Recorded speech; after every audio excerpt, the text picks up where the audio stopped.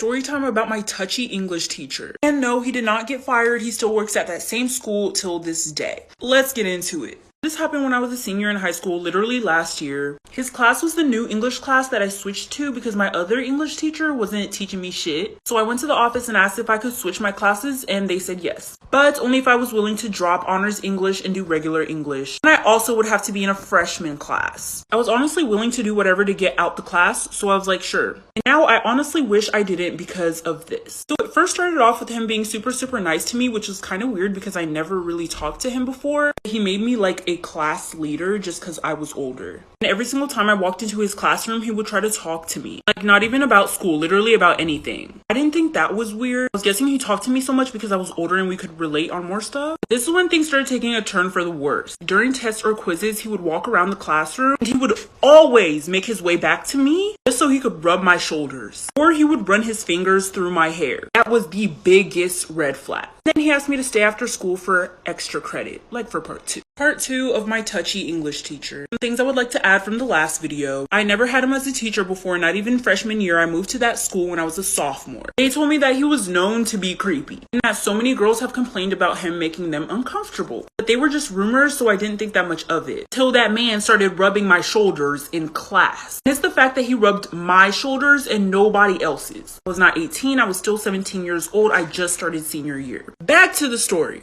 So he asked me to stay after school for extra credit. He said he wanted me to help him set up a project for his students, and he doesn't know what young kids like, and apparently every freshman in his class had something to do after school, so I had to do it. But since he said he would give me extra credit, I was like, okay, sure. And I definitely didn't think that this would happen. So my last class was forensics, so after school I went to his classroom. He didn't have any supplies out or anything, so I was like, what project? He tells me to reach on top of a shelf behind his desk. He was literally sitting at his desk, he could have done it himself. So I was like, okay, but as soon as I reach up on that shelf, he gets up and grabs my ass. Like for part 3, because it only gets worse from here. This is part 3 of my touchy English teacher. So like I said, he asked me to get something off of the shelf behind his desk while he was sitting at his desk, and as soon as I go up to grab it, he grabs my ass. He literally stood up to grab it. And then I spun around and started looking at him crazy. Well, after he grabbed my butt, he kept walking as if his arm just brushed up against my ass. And he looked back at me and he was like, is everything okay? Like, okay, so we're just gonna act like he didn't just do what he just did. But I just looked at him and I was like, everything's okay. I told him that I had just gotten a text from my mom and an emergency happened, so I had to go home. But instead of going home, I went to a friend's house, and it was the same friend who told me all the rumors of that teacher being a creep. I went to a friend's house instead of going straight home because I was crying really hard and I didn't want my parents to be concerned, and I wasn't sure if I wanted to tell them what happened or not. I was only crying because I felt super uncomfortable and I didn't know what else to do. When I got to my friend's house, she told me that she would go to the office with me at school the next day. So the next day came and we went to the office. Well, this is what they said when we told them what happened, like for part 4. This is part 4 of my touchy English teacher. Okay, so my friend and me went to the office to tell the principal what happened. And he was acting really concerned and everything until I told him which teacher it was. Then he was like, oh, yeah, we get complaints about him all the time. And I was like, so are you going to do something about it? Why haven't you done something about it already? And he goes, well, a lot of students will make up things about a teacher they don't like just so they can get them in trouble. But I'm not saying you're making it up. Of course, we're going to have to look into it. Well, I told him that I wasn't comfortable in that class anymore and I wanted to go back to my honors English class. And he let me switch back. Well, after like 5 months, I still never heard anything from my principal. And I didn't know what better to do but move on with my life. I still saw him in the hallway sometimes and it was just really awkward. And he would smile at me as if what happened didn't happen. They basically just let him get away with it because multiple girls have complained about him before, but they didn't have any proof against him. Since there was no proof, they didn't do anything. But I feel like if it was multiple girls, something should have been done. But that's just me.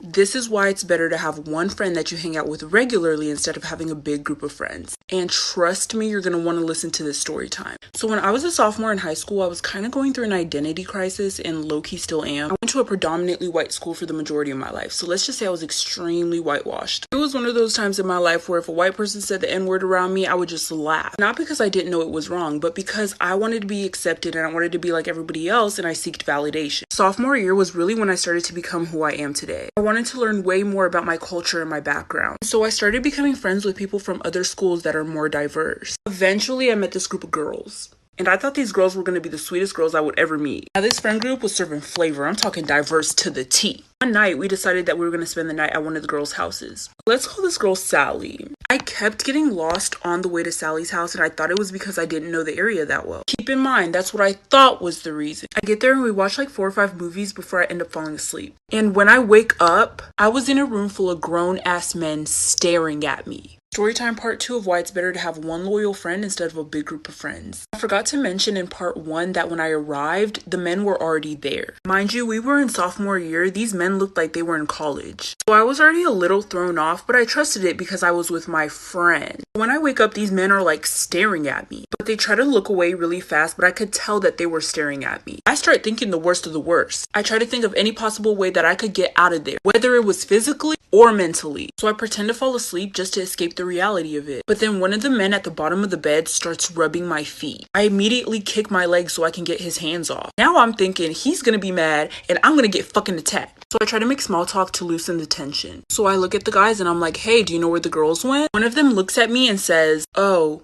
they went home. So I'm like, I thought this was Sally's house. And they say nothing. So at this point, I think I'm being set up. I try my best to not make it seem like I'm suspicious of them. I casually act like I need to pee. Walk into the bathroom and I see a window. Automatically something clicks in my mind, get the fuck out of there. Making part 3 right now. Part 3 of why you should have one loyal friend instead of hanging out with a big group of friends. So I go into the bathroom and there's a window. I'm thinking to myself, I would be so dumb. I would be so extremely, incredibly stupid to go back into that room full of grown ass men that I've never met before, instead of making my escape through that window right here, right now. So I trusted my gut and I got the fuck out of there. Mind you, I'm in my PJs right now. No shoes, no socks. I'm making my great escape. Call me Pablo Escobar. While I was doing all of it, I was in disbelief. Like, I cannot believe that I'm escaping like right now. Like, this is actually insane. Like, I did what I believed was right at the moment. And honestly, that decision might be the reason why I'm alive right now. So I make a run for it. I immediately run to the front of the neighborhood. I hide behind some trees and then I call my sister. I call my sister instead of my parents because my mom was the one who drove me there. And if she knew that something bad happened, she wouldn't have let me go out again. I'm frantically explaining everything on the phone to my sister. She literally speeds to come get me. Once she gets there, I immediately hop in her car and we get the fuck out of there. On our way home, I get a text from Sally.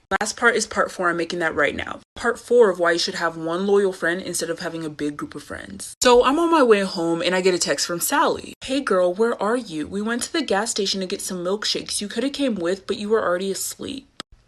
I didn't even respond. I just blocked all of them because I know damn well that they were not getting milkshakes. Because 1, why didn't they wake me up to get milkshakes? Because I wasn't the first person to fall asleep. I'd never fall asleep first at somebody's house with a big group of people. I saw somebody else who looked like they were sleeping, so I thought that I was going to fall asleep too. 2, why were all those grown ass men there? Nobody told me that they were going to be there. Like I said, we were sophomores. These men were in college. Maybe even graduated from college. They were grown. 3, why would she lie about it being her house? 4, why did the boy say she went home? I remember when I said I kept getting lost because I didn't know the area. Once I went back to look through the messages that I had with those girls to see if there was anything fishy going on, I noticed that they were all sending me different addresses. Either one number would be off or a letter would be off. They definitely were planning something because they were trying to get me there late. I haven't seen or talked to those girls since then.